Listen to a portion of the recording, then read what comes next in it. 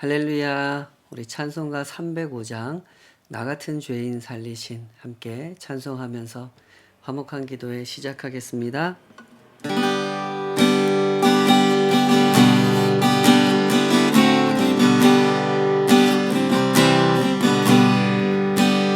나 같은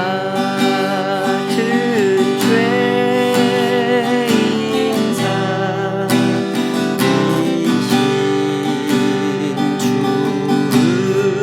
주의 놀라와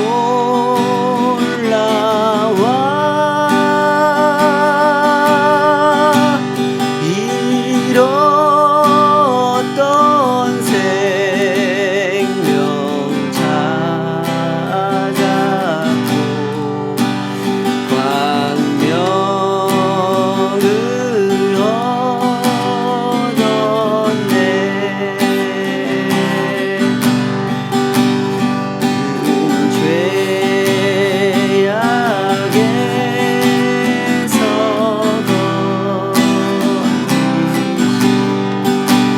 주는 해보마와 나 처음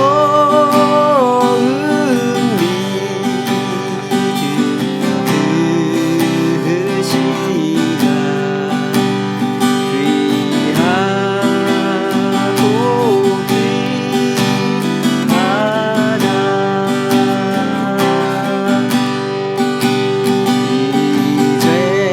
이제껏 내가 산 것도 주님의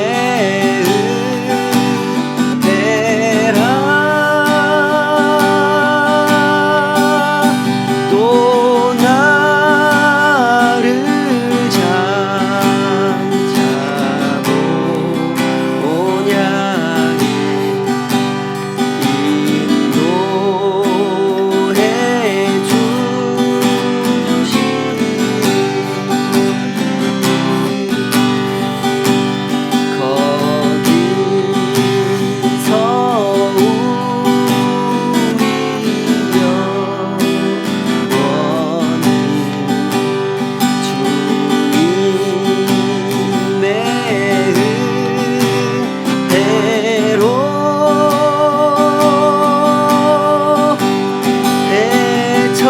배처럼 밝게 살면서 주 찬양하리라.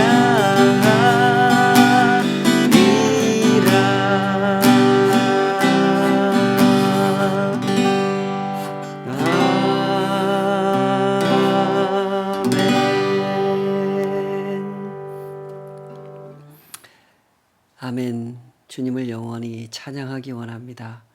우리 가운데 허락하신 이 영원한 생명, 이 복된 삶을 주여 우리가 올바로 이해하고 또 올바로 누릴 수 있도록 한 걸음 한 걸음 우리의 생각을 만져주시고 우리의 삶을 만져주시옵소서. 주의 말씀만이 친히 우리를 가르치시고 우리를 깨우치시며 우리를 깨어있게 하시고 주님의 그날을 예비하며 이 하루 이 한 시간을 주님과 함께 걸어갈 수 있도록 우리를 붙잡아 주심을 믿습니다. 오직 그 말씀에 우리의 영혼을 우리의 모든 것을 의탁하오니 친히 우리 각 사람을 지도하여 주시옵소서. 예수님의 이름으로 기도하옵나이다. 아멘. 요한복음 11장 38절에서 46절까지 오늘 주신 말씀으로 내가 믿으면 하나님의 영광을 보리라. 이런 제목으로 함께 하나님 말씀 헤아려 보도록 하겠습니다. 예수님께서 죽은 나사로를 살려내신 이 사건은 요한복음이 소개하는 7가지 표적 중에 7번째 표적입니다. 물론 이 말은 예수님께서 표적을 행하시되 7번만 행하셨다 이런 뜻은 아닙니다. 마태, 마가, 누가복음이 예수님의 그 많은 표적을 소개하고 있고 또 요한복음도 직접 언급하고 있는 바와 같이 예수님께서는 기록하기 어려울 정도로 많은 표적을 행하셨습니다.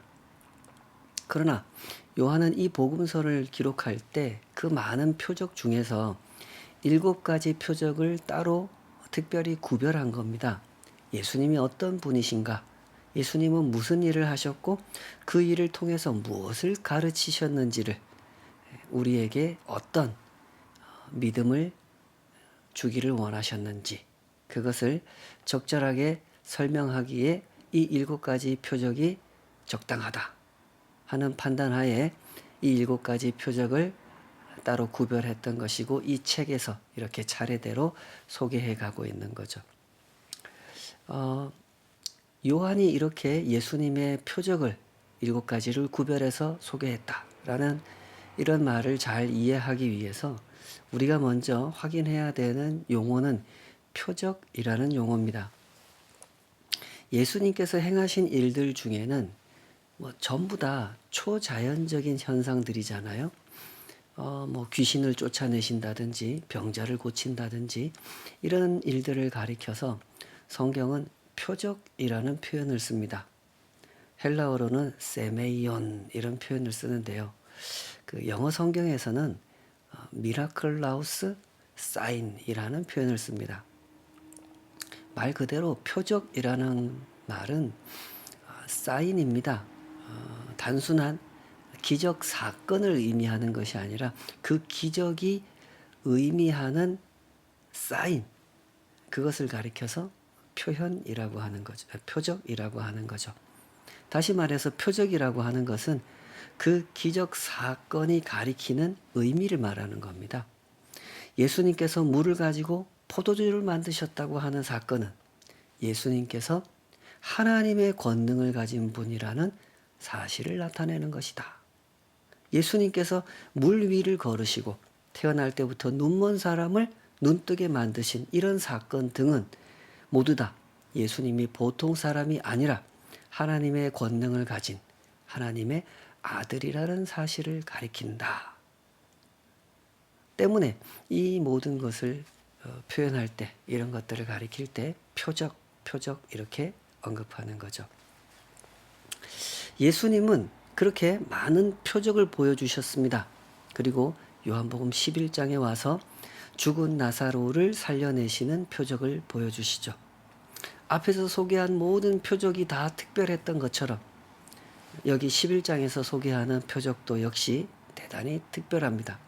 그 중에 가장 특별한 점은 하나님께서 우리와 함께 하신다는 사실을 보여주셨다라는 점에서 특별합니다. 오늘 본문을 이해함에 있어서 이것이 얼마나 특별한 일인지 이것을 잘 생각해 보시기 바랍니다. 구약시대 이스라엘 백성들이 하나님께로부터 택함을 받은 이래로 오랜 세월 동안 특별하게 배우고 또 배웠던 가르침이 뭐냐면 바로 이것입니다. 하나님이 너희와 함께 하신다는 거죠.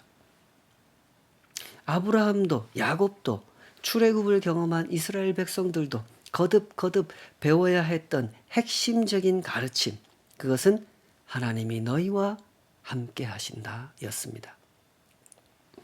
창세기 17장 4절에 하나님께서 아브라함한테 그러시지 않습니까? 보라, 내 언약이 너와 함께 있으니 너는 여러 민족의 아버지가 될지라. 이럽니다. 야곱한테도 이런 말씀하세요. 28장 15절. 내가 너와 함께 있어 내가 어디로 가든지 너를 지키며 너를 이끌어 이 땅으로 돌아오게 할지라. 출애굽기 3장 12절에 모세한테는 또 이렇게 말씀하시죠. 하나님이 이르시되 내가 반드시 너와 함께 있으리라. 내가 그 백성을 애굽에서 인도하여 낸 후에 너희가 이 산에서 하나님을 섬기리니 이것이 내가 너를 보낸 증거니라. 그 이후에도 이스라엘 백성들을 향하여 하나님께서 거듭 특별하게 가르치신 메시지는 이것이었습니다. 내가 너희와 함께 있으리라. 그러나 현실은 어땠습니까? 이스라엘 백성들은 이 특별한 가르침을 잘 배우지 못했습니다. 끊임없이 그들은 하나님을 바라보지 않고 상황으로 눈을 돌렸죠. 현실로 눈을 돌렸습니다. 전쟁의 위협으로 눈을 돌렸고 국제 정치로 눈을 돌렸습니다. 그러느라고 제대로 배우지를 못한 것입니다. 하나님께서 우리와 함께 하신다 하는 사실을 못 배운 거죠. 이스라엘은 그렇게 족장 시대를 보냈고 출애굽 시대, 왕정 시대를 보냈으며 포로 귀환 시대를 지나 여기에까지 이르게 됩니다. 그리고 이때에 예수님께서 나타나신 거죠. 그러한 때에 그렇게 나타나신 예수님이셨기에 예수님께서 또한 이 백성들에게 그토록 강조하신 메시지가 무엇이겠습니까? 하나님이 너희와 함께 하신다는 거죠. 이것이 얼마나 중요한 메시지인지 잘 기억하시기 바랍니다. 예수님이 그 많은 표적을 보여주시면서 그 표적 속에 담으신 메시지가 이거라는 겁니다. 나 이렇게 대단한 사람이야, 이렇게 대단한 이적을 행할 수 있어를 하신 게 아니라 이 표적을 봤니? 이 표적을 보니까 이 표적을 행하신 분은 그냥 사람이 아니라는 거 알겠지. 하나님이 보내신 분이라는 거 알겠지. 이처럼 하나님이 너희와 함께 계신단다. 이 메시지를 담아서 표적을 보여주셨다는 겁니다. 죄의 지배 아래 살아가는 이 땅의 사람들에게 하나님의 창조 질서를 망가뜨려 놓고 정의를 말살시키고 평화를 파괴하며 살아가는 이 땅의 사람들에게 그들을 구원하기 원하시는 하나님께서 그들에게 들려주시는 가장 중요한 메시지가 뭐라고요? 내가 너희를 버리지 않았다는 겁니다. 내가 여전히 너희와 함께 한다는 말씀이죠. 예수님께서 죽은 나사로를 살려내신 이 사건 속에서도 그 표적을 보여주시면서 예수님이 이 표적 속에다 담으신 메시지가 바로 이거라는 거예요. 내가 너희와 함께 한다. 마태, 마가, 누가는 그들의 복음을 증거하면서 이와 같은 메시지를 하나님의 나라가 임했다 하는 표현으로 소개했습니다. 마태, 마가, 누가가 소개한 예수님은 복음을 선포하실 때 이렇게 선포하시죠. 회개하라, 하나님의 나라가 가까이 왔느니라. 표현은 다르지만 본질상 같은 메시지인 겁니다. 하나님의 나라가 가까이 임했다는 말씀이나 하나님이 너희와 함께 하신다는 말씀. 표현은 다르지만 본질상 같은 의미죠. 요한복음에서는 그 메시지를 이런 식으로 표현했습니다. 요한복음 1장 14절 말씀이 육신이 되어 우리 가운데 거하심에 우리가 그의 영광을 보니 아버지의 독생자의 영광이요 은혜와 진리가 충만하더라. 육신이 되어 우리 가운데 거하신 예수님은 표적을 나타내셨습니다. 예수님께서 나타내신 표적은 모두 다 이런 메시지를 담고 있다는 거죠. 하나님이 너희와 함께 하신다. 갈릴리 가나의 혼인잔치집에서 나타내신 표적부터 베다니에서 죽은 나사로를 살려내신 이 표적에 이르기까지 모든 표적을 통하여 일관되게 강조하신 메시지는 이겁니다. 하나님이 너희와 함께 하신다. 요한은 이 사건을 기록함에 있어 다소 상세한 구성을 갖추고 있는데요. 처음에 이야기는 이렇게 시작하죠. 나사로가 죽을 병에 걸렸다는 소식을 예수님께서 전해 듣게 되십니다. 그러나 예수님께서는 그 소식을 듣고도 당장에 나사로를 고치기 위해서 베다니로 가지 않으셨습니다. 그 소식을 듣고 예수님은 이렇게 말씀하셨습니다. 11장 4절 이 병은 죽을 병이 아니라 하나님의 영광을 위함이요 하나님의 아들이 이로 말미암아 영광을 받게 하려 함이라 하시더라. 이 사건은 처음부터 그 의미를 분명하게 알려주고 시작합니다. 하나님의 영광을 위함이고 하나님의 아들이 이로 말미암아 영광을 받게 하려고 준비된 사건이다. 이렇게 설명해 주고 시작하죠. 나사로의 무덤 앞에 이르러서 예수님은 돌을 옮기라고 말씀하시지 않습니까? 그랬더니 마르다가 나서면서 이런 말을 했죠. 죽은 지 나흘이 지났습니다. 벌써 시체 썩는 냄새가 납니다. 그러자 그 말을 한 마르다를 향하여 예수님께서 또 이 말씀을 하시죠. 11장 40절 예수께서 이르시되 내 말이 내가 믿으면 하나님의 영광을 보리라 하지 아니하였느냐. 하나님의 영광을 보리라 하지 아니하였느냐. 거듭거듭 강조되는 표현이 무엇인지 주목해 보시기 바랍니다. 그것은 하나님의 영광이라는 표현입니다. 때문에 우리가 이 말씀을 보다 정확히 알아듣기 위해서 꼭 짚고 넘어가야 되는 표현이 하나님의 영광이라는 표현입니다. 하나님의 영광이란 무엇입니까? 어렵게 생각하실 그런 표현은 아닙니다. 하나님의 영광이란 쉽게 표현을 바꾸면 하나님의 모습이라는 말로 바꿀 수 있습니다. 어떻습니까? 사람이 하나님의 영광을, 하나님의 모습을 볼 수 있습니까? 볼 수 없죠. 범죄한 이후 사람은 에덴 동산에서 쫓겨났고 그 이후 하나님을 직접 대면할 수 없는 존재가 됐습니다. 그러나 구약 성경에 보면 간혹 하나님의 영광을 직접 목격하는 사례가 등장하죠. 이것은 어떻게 된 일일까요? 그것은 하나님께서 특별한 은혜를 베풀어서 스스로 당신의 모습을 나타내 주셨기 때문에 가능한 일이었죠. 그러므로 하나님의 영광이란 이렇게 정리할 수가 있습니다. 하나님의 영광이란 사람이 사람의 뜻대로 볼 수 있는 것이 아니라 하나님이 하나님의 뜻에 따라 보여주실 때만 볼 수 있는 것이다 라는 거죠. 하나님의 영광을 왜 보여주신다고요? 하나님이 우리를 버리지 않으셨구나.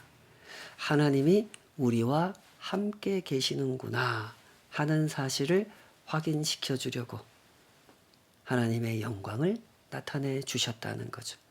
그 옛날 사사들에게 나타나셨던 것처럼 선지자들에게 나타나셨던 것처럼 왜 나타나셨는가? 하나님이 너희와 함께 계신다. 이 사실을 알려주려고 나타나 주셨다는 거죠. 오늘 마르다를 향하여 예수님은 내가 믿으면 하나님의 영광을 보리라고 하셨습니다. 그러면 이것은 무슨 말입니까? 죽은 나사로가 살아날 때 하나님의 영광이, 하나님의 모습이 나타난다는 뜻일까요? 그런 뜻이 아니죠. 죽은 나사로를 살려내시는 예수님을 목격하는 사람은 곧 하나님의 영광을 목격하는 사람이 된다. 이런 뜻인 거죠. 예수님이 곧 하나님을 볼 수 있게 하는 통로가 된다. 그런 뜻입니다. 때문에 요한복음 1장 18절은 예수님을 이렇게 설명했던 거죠. 1장 18절 본래 하나님을 본 사람이 없으되 아버지 품속에 있는 독생하신 하나님이 나타내셨느니라.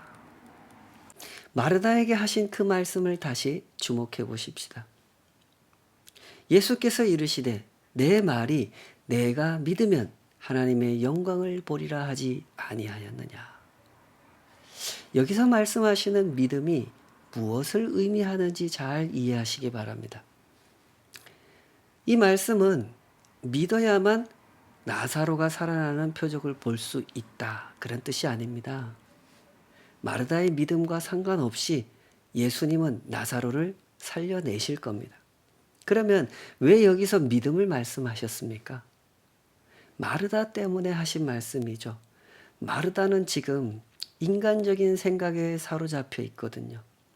예수님을 대하면서 아직도 예수님을 사람이라고 생각하면서 대하고 있단 말이죠. 아직 마르다의 마음에 예수님은 말씀이 육신이 되어 우리 가운데 거하시는 하나님이 아닙니다. 마르다에게 예수님은 사람이었죠. 특별히 하나님 말씀을 잘 설명하시는 선생님, 특별히 이적을 보여주실 수 있는 선생님, 마르다에게 예수님은 그런 분이었습니다. 사실 이 부분은 예수님께서 이미 한번 확인하셨던 부분이기도 하죠. 11장 25절 26절에서 예수님은 마르다에게 이렇게 말씀하신 적이 있으셨습니다. 나는 부활이요 생명이니 나를 믿는 자는 죽어도 살겠고 살아서 나를 믿는 자는 영원히 죽지 아니하리라. 이것을 내가 믿느냐? 말씀하셨고 물으셨죠. 그러자 마르다가 뭐라고 대답했습니까? 27절 주여 그러하외다. 주는 그리스도시요 세상에 오시는 하나님의 아들이신 줄 내가 믿나이다.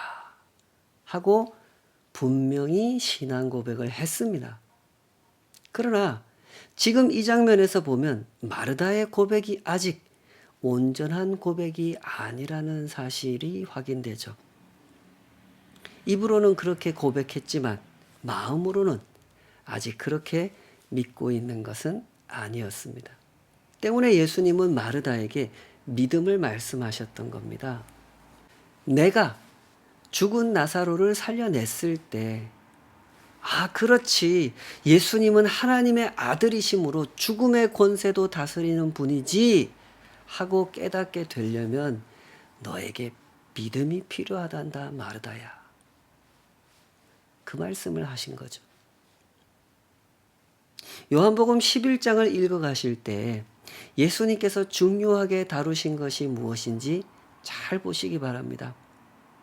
예수님에게 있어 죽은 나사로를 살려내시는 일은 전혀 어려운 일이 아닙니다. 물을 포도주로 바꾸고 맹인의 눈을 뜨게 하고 바다 위를 걸으시고 전혀 어려운 일이 아니죠. 예수님께 있어서 어려운 일은 이것입니다. 사람으로 하여금 믿게 하는 일이죠. 표적이야 얼마나 많이 보여주셨습니까? 표적은 수도 없이 보여주셨습니다. 그런데 그 표적을 본 사람들의 반응이 어떠했습니까? 와, 놀라고 그만이었습니다. 표적을 보여주신 뜻, 그 뜻대로 예수님을 따르는 사람들이 없었단 말입니다. 어떤 사람들은 예수님을 왕으로 세우려고 했죠. 그 표적을 보고 나서. 또 어떤 사람들은 예수님을 죽이려고 했습니다. 왕으로 세우려고 했던 사람들도 예수님을 죽으려고 했던 사람들도 사실상 같은 관점을 가지고 있는 사람들이었죠. 그들은 정치적 관점으로 예수님을 해석했습니다. 저런 표적을 행할 수 있단 말이야? 그러면 왕으로 추대해야지. 저분을 앞세워 로마를 무찔러야지. 라고 해석했거나 저런 표적을 행하는 것을 보니 가만 놔두면 안 되겠군. 이러다간 모든 사람들이 예수를 따르겠군. 빨리 죽이자라고 해석했던 거죠. 많은 표적을 보았어도 사람들은 참된 구원의 길로 나아가지 않았습니다. 죄를 알고 은혜를 알며 하나님의 위대하신 용서를 알아 그 앞에 엎드리려고 하지 않았습니다. 왜 그랬습니까? 표적을 잘못 해석했고 구원을 잘못 해석했으며 하나님의 영광을 하나님이 우리와 함께 하신다는 말씀을 잘못 해석했기 때문이죠. 때문에 예수님은 일부러 기도하는 장면을 보여주셨던 겁니다.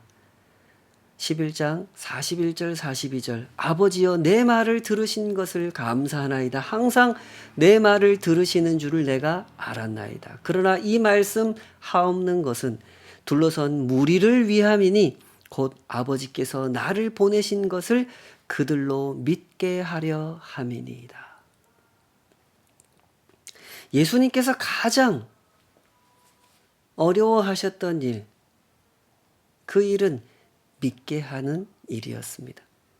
하나님께서 나를 보내셨다는 사실을 믿게 하는 것, 그것이 가장 어려운 일이었다는 거죠. 당시 유다 사람들은 누구를 기다렸습니까? 예수님 같은 메시아가 아니라 유다 마카비 같은 메시아를 기다렸죠. 160년 전 헬라 제국을 상대로 싸웠고 마침내 유대인의 독립 정부를 만들어낸 지도자 마카비 같은 메시아, 유다 백성들을 결집시키는 강력한 군사 지도자를 원했던 겁니다. 때문에 예수님께서 보여주신 표적들은 하나도 중요해 보이지 않았던 겁니다. 물을 가지고 포도주를 만들고 바다 위를 걸으시고 맹인의 눈을 뜨게 하고 심지어 죽은 사람을 살려내도 그들에게는 전혀 중요한 일이 아니었던 거죠. 그 어떤 표적을 보더라도 하나님이 우리와 함께 하신다는 사실을 보지 못했고 그 어떤 표적을 보더라도 하나님의 영광을 보지 못했던 것입니다. 이 사람들은 도대체 어떻게 해줘야 하나님의 영광을 볼 수 있을까요? 돈을 주면, 권력을 주면, 그들이 욕심내는 그것을 갖게 해주면 하나님의 영광을 봤다고 하겠죠. 그러나 그것을 줄 수는 없습니다. 그것은 절대로 하나님을 하나님으로 모시고 사는 삶으로 이어지지 않는다는 것을 너무나 잘 아시기 때문이죠. 예수님의 이 기도를 주목해 보시기 바랍니다. 그러나 이 말씀 하옵는 것은 둘러선 무리를 위함이니 곧 아버지께서 나를 보내신 것을 그들로 믿게 하려 함이니이다. 예수님께 있어 믿게 하는 일은 이런 일입니다. 그것은 표적을 보여준다고 되는 일도 아니고 표적을 여러 번 보여준다고 되는 일도 아닙니다. 믿게 하는 일은 사람의 눈을 고치는 일이고 사람의 마음을 고치는 일이죠. 죄를 보는 눈을 고치고 은혜를 보는 눈을 고치는 일입니다. 사람을 보는 눈, 하나님을 보는 눈을 고치는 일이죠. 사람들의 눈은 심히 왜곡되어 있습니다. 때문에 그 사람의 죄는 크게 보이지만 나의 죄는 안 보이는 겁니다. 로마의 죄는 크게 보이지만 유다의 죄는 안 보이는 거죠. 때문에 예수님께서 고치려고 하시는 것이 무엇인지 보지 못하는 겁니다. 보았더라도 눈을 감아버리죠. 신앙의 길이 어떤 길인지 잘 보시기 바랍니다. 우리가 그때 그 유대인들과 달리 예수님을 하나님께서 보내신 메시아라고 믿고 따른다는 것은 이런 일입니다. 내 마음을 고쳐 주시옵소서 하고 엎드리는 일이죠. 우리에게 필요한 것은 돈도 아니고 힘도 아닙니다. 우리에게 필요한 것은 오직 하나님이십니다. 하나님만이 우리의 하나님 되시는 것, 그것이 필요합니다. 하고 엎드리는 것이 참된 구원의 길이요, 참된 신앙의 길인 것입니다. 예수님께서 죽은 나사로를 살려내신 이 표적은 얼마나 놀라운 사실을 선포하고 있습니까? 이 표적은 예수님께서 삶과 죽음의 주인이시라는 사실을 나타내고 있습니다. 이 표적은 그 주인께서 우리와 함께 하고 계신다는 사실을 선포하고 있습니다.